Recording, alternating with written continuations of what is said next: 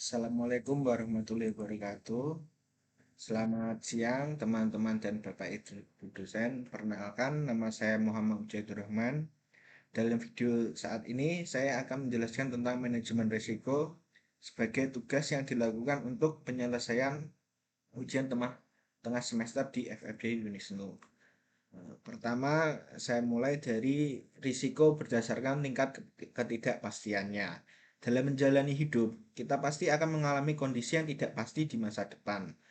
Berarti, tapi tetap kita bisa meramalkan apa yang akan bisa terjadi dengan melalui prediksi berdasarkan info-info yang sudah diterima sebelumnya.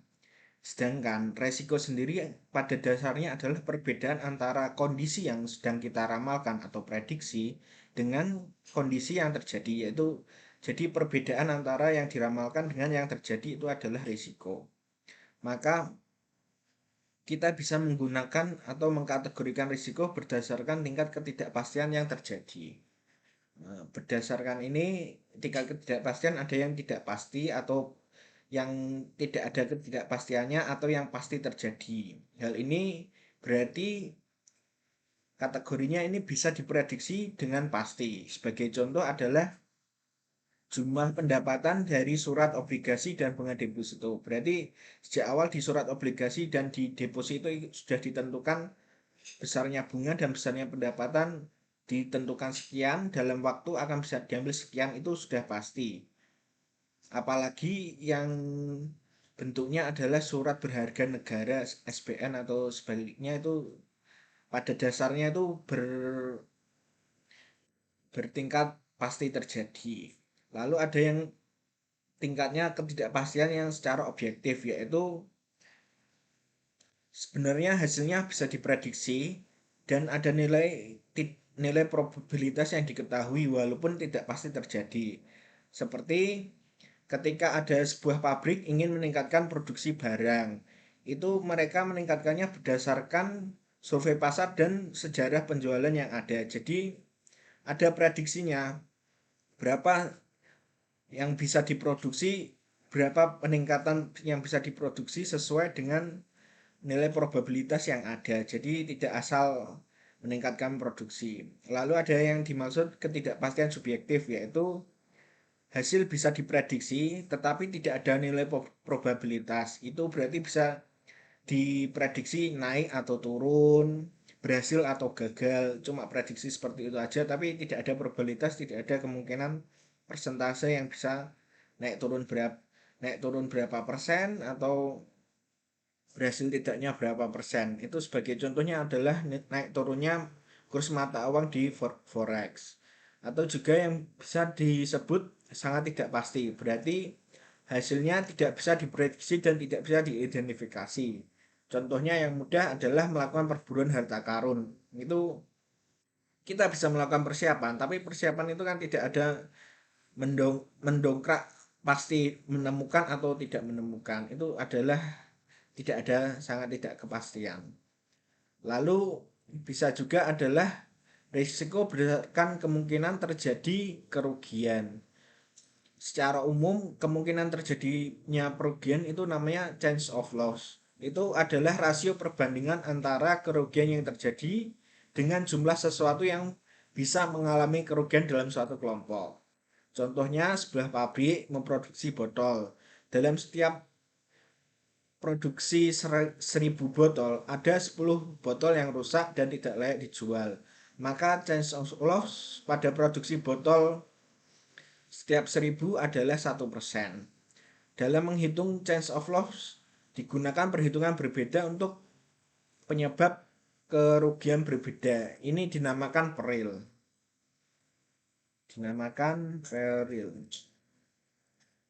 Lalu adalah klasifikasi resiko berdasarkan chance of loss. Itu termasuk adalah physical hazard, yaitu peril yang berasal dari karakter material sebuah objek.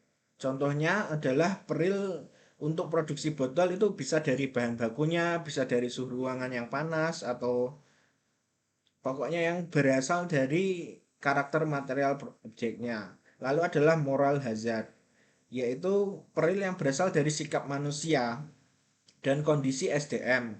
Tetapi itu sifatnya tidak sengaja. Contohnya pekerja itu ceroboh karena banyak lembur jadinya tidak sehat atau sakit.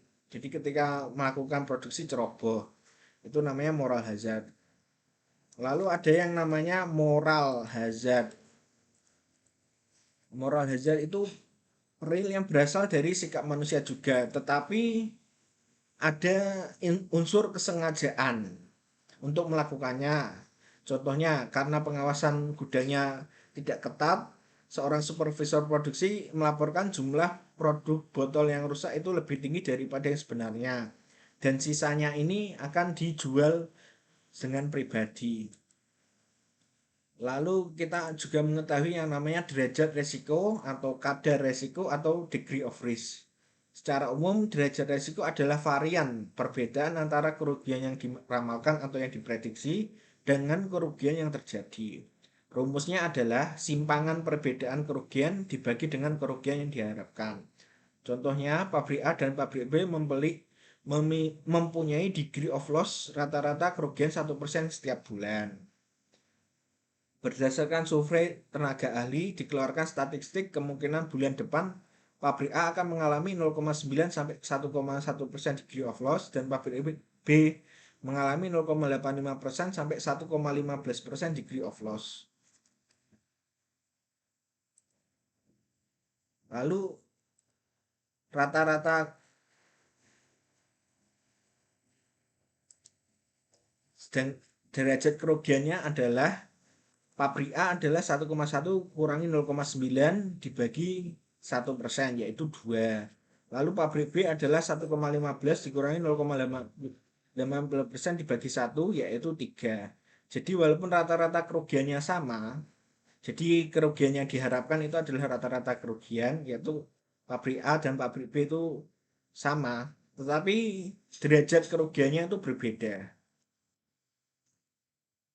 Lalu kita membahas tentang proses manajemen risiko, yaitu dimulai dengan langkah pertama melakukan identifikasi risiko, yaitu mencari tahu risiko apa saja yang relevan dan berpengaruh pada suatu kondisi yang dianalisa. Berarti dalam sebuah kondisi seperti untuk membuat botol di pabrik, dicari tahu resikonya apa saja yang muncul pada saat produksi itu. Lalu kita mengevaluasi risikonya. Jadi berdasarkan resiko yang ada, kemudian mencari tahu seberapa besar kerugian yang terjadi jika resiko ini terjadi. Lalu mencari tahu kemungkinan terjadinya, mencari tahu kerugian maksimal terjadi, serta frekuensi serta probabilitas terjadinya. Jadi semisal diidentifikasi risiko produksi botol adalah kecerobohan dari pekerja. Lalu cari tahu kerugian terjadi ketika kecerobohan ini seberapa besar. Lalu kemungkinan terjadi kecerobohan ini seberapa mungkin. Lalu kerugian maksimal yang bisa terjadi jika ada kecerobohan seberapa besar dan frekuensinya berapa kali terjadi dalam tiap periode. Kemudian kita memilih teknik manajemen risiko, yaitu setelah mengevaluasi dan setelah mengidentifikasi dan mengevaluasi, kemudian kita memilih teknik yang paling optimal untuk menghadapi risiko yang ada. Kemudian langkah keempat adalah melakukan implementasi, yaitu atas teknik manajemen risiko itu diimplementasikan. Lalu yang terakhir adalah melakukan kaji ulang, yaitu setelah diimplementasikan pasti ada hasilnya. Kemudian hasilnya ini diteliti apakah sudah sesuai tujuan atau belum, apakah ada kekurangan. Lalu kita mulai lagi, kalau ada perbaikan kita mulai lagi untuk sebuah menjadi lebih baik untuk bisa mencapai tujuan. Lalu saya akan menjelaskan tentang risiko yang ditanggung oleh perusahaan, yang bisa ditanggung oleh perusahaan asuransi. Karena ada berbagai macam risiko, mungkin ada beberapa risiko yang bisa ditanggung perusahaan asuransi, ada yang tidak. Ini saya menjelaskan apa saja yang bisa ditanggung oleh perusahaan asuransi. Jadi kalau kita mau mengasuransikan sesuatu, kita bisa tahu apa saja yang bisa diasuransikan dan tidak. Untuk yang bisa adalah yang termasuk tergolong risiko murni, yaitu jika pasti terjadi, jika sesuatu itu terjadi, pasti akan terjadi kerugian seperti kecelakaan, kebakaran, sakit dan lainnya. Jadi tidak mungkin kalau terkena kejadian ini itu bisa untung. Maka ini namanya risiko murni. Lalu ada risiko spekulatif, yaitu kalau ada kejadian itu belum tentu untung ruginya itu belum pasti. Jadi kalau terjadi sesuatu bisa untung bisa rugi. Contoh yaitu membeli tanah, emas atau karya seni itu bisa ketika membeli tanah itu bisa untung kalau harganya naik atau dapat pembeli yang menawarkan harga lebih tinggi atau bisa rugi kalau misalnya tanahnya itu mengandung racun atau ada sampahnya atau misalnya tanah itu bekas kuburan lama. Emas juga begitu kalau misalnya harganya naik ya untung kalau harganya turun ya rugi. Lalu termasuk resiko khusus atau resiko individu yaitu kegiatan bersumber dari kegiatan individu yang dampaknya itu sedikit diterima. Jadi cuma berdampak pada suatu keadaan atau suatu seseorang. Contohnya kecelakaan kerja atau kecelakaan saat mengemudi. Karena dampaknya itu cuma minimal pada perorangan dan dampaknya kecil termasuk resiko khusus atau resiko individu. Lalu resiko fundamental yaitu bersumber dari lingkungan sekitar atau alam yang menimbulkan dampak cukup besar. Contohnya gempa bumi, tsunami, banjir dan lainnya. Lalu adalah resiko harga atau properti yaitu kerugian yang terjadi terhadap kerusakan atau kehilangan atas harta benda yang dimiliki. Contohnya yaitu kayak kebakaran atau pencurian. Lalu resiko liability yaitu resiko yang diakibatkan oleh masalah hukum. Jadi dalam melakukan suatu usaha, perusahaan atau pengusaha itu pasti tidak akan terlepas dari kaitan hukum.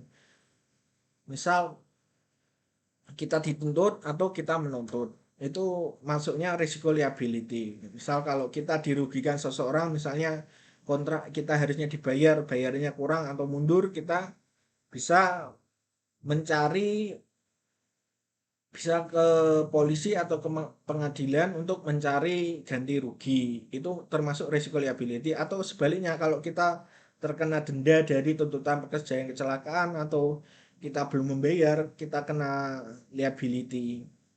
Jadi risiko ini bisa termasuk ditanggung oleh asuransi.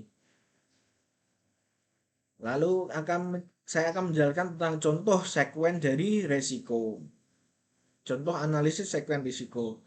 Contohnya yang saya tampilkan ini adalah bersumber dari perusahaan jasa print dan percetakan. Kita lihat dulu sumber risiko yang ada ini yang saya sampaikan adalah serangan dari virus untuk merusak komputer.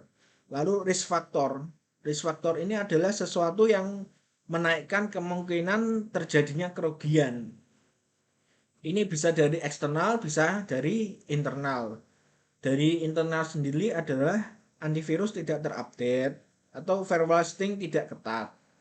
Secara eksternal adalah tidak ada pengamanan dari USB pelanggan. Jadi kalau USB masuk, kalau USB-nya kena virus, jadi komputer komputer perusahaan ikut kena virus. Atau dari pelanggan atau pekerja menggunakan komputer percetakan untuk situs bermasalah yang situsnya ini punya virus-virus ketika diakses. Lalu untuk exposure terhadap risiko. Jadi apa yang terjadi kalau risk factor ini terkena exposure. Jadi kalau misalnya komputer kita terkena risk factor ini, yaitu yang terjadi adalah merusak komputer dan menghancurkan data. Atau ini dinampakkan terjadi peril. Peril itu adalah sesuatu yang kerugian itu tadi, yaitu terjadinya kerusakan komputer dan kehilangan data. Lalu akibatnya adalah perusahaan mengalami kerugian. Kemudian setelah itu saya memberikan contoh produk asuransi untuk properti. Ini ambil dari perusahaan asuransi Geico. Adalah namanya Homeowner Insurance. Perusahaan Geico mengeluarkan perusahaan ini mengeluarkan produk asuransi yang namanya asuransi pemilik rumah. Tidak hanya mengcover yang seperti biasanya untuk mengcover bangunan atau tanah kalau terjadi kerugian, tapi juga mengcover seperti furniture pakaian yang nilainya tinggi sesuai dengan ketentuan yang berlaku. Lalu adalah contoh asuransi jiwa, yaitu dari perusahaan Geico juga menyediakan produk asuransi jiwa namanya life insurance. Pada perusahaan ini dirancang untuk memberi bantuan finansial bagi keluarga jika seseorang itu meninggal. Dengan asuransi ini, maka jika kepala keluarga dan mencari nafkah itu meninggal, keluarga masih bisa mendapatkan tunjangan untuk bisa hidup seperti biasanya. Dan dari produk ini adalah ada rencana pembayaran yang fleksibel yang bisa dipilih dengan sesuai kondisi nasabah. Jadi misalnya kalau pendapatannya hanya bisa membayar premi 1 juta per bulan, ya 1 juta per bulan itu nggak apa-apa. Yang penting, tapi nanti kalau meninggal, jadi nilai yang dibayarkan akan berbeda juga berdasarkan dengan pembayaran yang dibayarkan. Lalu yang terakhir adalah tentang analisis risiko berdasarkan berita kecelakaan kerja. Berita ini adalah dari pengalaman pribadi saya, yaitu kecelakaan kerja yang terjadi di Kembang. Adalah ada seorang tukang yang terpotong atau tergores gergaji, namanya adalah Timur. Pada saat itu umurnya 28 tahun. Waktunya adalah pada siang hari saat kerja pada tanggal 12 Juni 2017 pada hari Senin.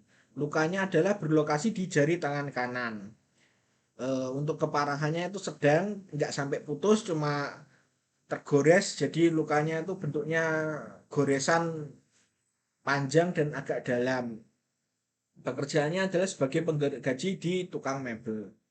Lalu analis kondisi penyebab, menurut berita kecelakaan di atas, beberapa penyebab terjadinya kecelakaan bisa diambil adalah dari kecerobohan tukangnya sendiri atau alur kerja. Jadi dia itu naik kerja dekat-dekat dengan gergaji, itu akan memungkinkan terjadinya kecelakaan. Yang ketiga adalah tidak ada aspek perlindungan dari mesin. Jadi di gergaji itu kan, kalau misalnya di gergajinya tidak ada pelindung, itu kan bisa memungkinkan untuk terkena luka.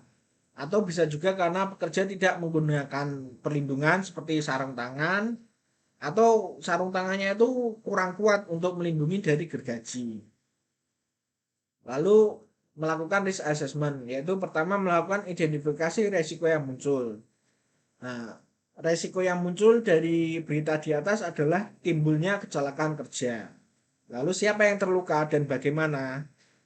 Yang terluka adalah pekerja yang melakukan gergaji ketika memotong kayu. Penyebabnya adalah bisa karena kecerobohan karyawan, bisa karena proses kerja, bisa karena mesinnya itu bisa memungkinkan untuk terjadi kecelakaan, atau alat pelindungnya itu kurang kuat. Lalu pencegahan yang bisa dilakukan bisa dengan melatih pekerja agar berhati-hati ketika bekerja, atau membuat proses kerja lebih jauh daripada penyebab resiko. Jadi nggak usah dekat-dekat dengan mesin gergaji. Atau memberi alat perlindungan pada pekerja dan mesin. Jadi di mesin itu bagian pisau gergajinya itu ditutup atau didesain sebagaimana supaya nggak bisa terkena goresan pisau gergaji. Lalu akibat kejadian, kemungkinan yang paling besar terjadi adalah pekerja itu terluka, dan perusahaan mengeluarkan biaya besar untuk menanganinya. Lalu ini bisa membuat semangat kerja menurun karena melihat temannya kecelakaan. Jadi bisa mengeluarkan berbagai beban tambahan untuk bisa membuat pekerja semangat lagi. Selain itu juga harus mengeluarkan beban tambahan untuk membuat agar resiko untuk terjadinya kecelakaan itu menurun. Kemungkinan yang paling buruk adalah tidak membuat pekerja itu pada tidak mau menggunakan mesin gergaji karena ada risiko terjadinya kecelakaan itu. Lalu pengendalian yang bisa dilakukan adalah bisa dengan melakukan outsourcing untuk proses gergaji.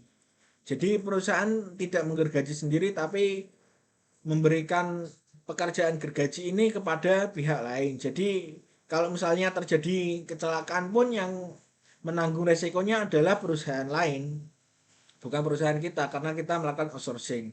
Atau membeli alat baru yang lebih aman, jadi alatnya itu lebih pisaunya nggak kelihatan atau memodifikasi alat yang lama. Jadi dimodifikasi sendiri di bengkel untuk ditutupi pisau gergajinya atau bagaimana, atau mendesain alur proses kerja yang menempatkan pekerja tidak bersentuhan langsung dengan mesin. Ini bisa melakukan outsourcing tadi. Atau kalau misalnya memotong itu tidak, pekerja itu langsung memotong di gergaji tapi ada alat pendorongnya sendiri. Jadi pekerja itu kalau misalnya mendorong ke gergaji itu tidak mendorong dengan tangan tapi dengan mesin lain. Bisa juga melindungi dengan sarung tangan yang lebih anti potong pisau. Demikian dari presentasi kami. Kurang lebihnya saya mohon maaf. Terima kasih telah menonton. Wassalamualaikum warahmatullahi wabarakatuh.